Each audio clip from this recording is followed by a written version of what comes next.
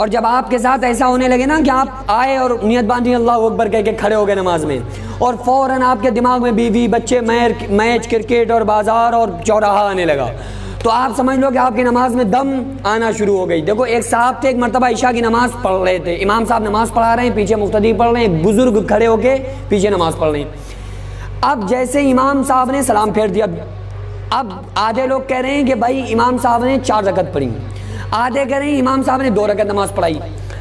اب جب یہ مسئلہ آگے بڑھ گیا، اب آدھے کہہ رہے ہیں کہ امام صاحب نے 2 پڑھی، آدھے کہہ رہے ہیں کہ امام صاحب نے 4 پڑھی۔ تو لوگ آئے ان بزرگ کے پاس، انہوں نے ان سے کہا کہ بھائی آپ کی اتنی لمبی داڑھی ہے، سفید داڑھی، آپ بزرگ 5 وقتہ نمازی، آپ بتاؤ امام صاحب نے نماز پڑھی کتنی ہے، کتنی رکعتیں پڑھائیں، 4 پڑھائیں یا 2 پڑھائیں؟ تو بزرگ کہنے لگے میں اللہ کی قسم کھا کے کہتا ہوں کہ امام صاحب نے آج صرف عشاء میں 2 رکعت پڑھائیں۔ تو وہ لوگ جو 4 کہہ رہے تھے نا کہ ہاں امام صاحب نے 4 پڑھائیں، وہ کہنے لگے بزرگ صاحب چلو ٹھیک ہے میں نے مان لیا، لیکن آپ یہ بتاؤ اتنا کانفیڈنس کے ساتھ کیسے کہہ سکتے ہیں کہ قسم اٹھا کے کہہ رہے ہیں کہ نہیں امام صاحب نے 2 ہی پڑھائیں؟ تو کہنے لگے کہ بیٹا میں کوئی بات بغیر دلیل کے نہیں کرتا ہوں، میرے پاس دلیل یہ ہے کہ میری 4 دکانیں ہیں، تو اپنی 4 دکانوں کا حساب میں آ کے عشاء کی نماز میں لگاتا ہوں، عشاء کی ایک رکعت میں 1 دکان کا حساب میں لگاتا ہوں۔ تو آج اللہ کی قسم میری 2 دکانوں کا حساب تو ہو گیا، 2 دکانوں کا حساب ابھی باقی ہے لگانا۔ تو اس لیے میں قسم کھا کے کہہ رہا ہوں، دعوے کے ساتھ کہہ رہا ہوں، امام صاحب نے کتنی پڑھائی؟ صرف 2 ہی رکعتیں پڑھائیں۔ تو بھائی یہ جب یہ نماز کا عالم ہوگا تو کیا ہوگا؟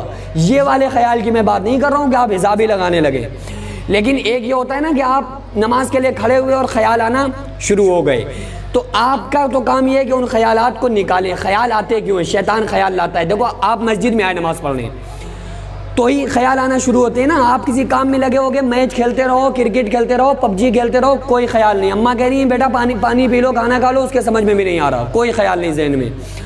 اور جیسے آپ آ کے نماز پڑھنے لگتے ہیں سارے خیال آپ کے ذہن میں آنا شروع ہو جاتے ہیں۔ کیوں؟ کیونکہ شیطان شراب خانے میں جائے گا مسجد آئے گا؟ نہیں، شراب خانے نہیں جائے گا، شراب خانے میں جا کے کیا کرے گا یار، شراب خانے میں تو وہ خود ہی ایک قسم کے شیطان ہیں۔ مسجد آئے گا، مسجد میں آ کے جو نیک لوگ ہیں انہیں بہکائے گا کہ یار تم یہ نماز پڑھ رہے ہو، یہ نماز نہ پڑھو، ان کا ذہن نماز سے ہٹائے گا۔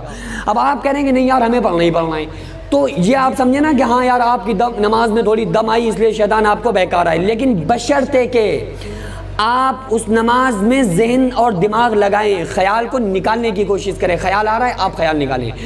ایک فارمولہ میں بتا دیتا ہوں آپ کو، اگر آپ اس پہ عمل کر لیں تو انشاءاللہ بہت جلد خیال آنا بند ہو جائیں گے۔ پہلا کام، آپ نماز کے لیے کھڑے ہوئے، خیال آنا شروع ہو جائیں، آپ سوچ لیں کہ بھائی اب ہمیں اگر ہم 2 رکعت نماز 3 منٹ میں پڑھتے ہیں یا 4 منٹ میں پڑھتے ہیں تو ہمیں 7 منٹ میں پڑھنا ہے، دگنا ٹائم لگانا ہے۔